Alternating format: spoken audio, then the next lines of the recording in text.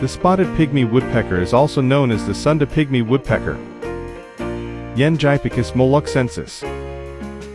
It is Singapore's smallest woodpecker species. These woodpeckers are commonly found in various wooded areas, including urban parks and gardens. They are characterized by their brownish overall appearance, white striped head, spotted back, and pale gray streaks on their buffy breast.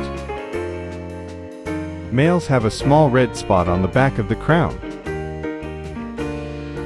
Often seen clinging to tree trunks, sometimes upside down, pecking for food. Sunda's call is a high-pitched rattling trill,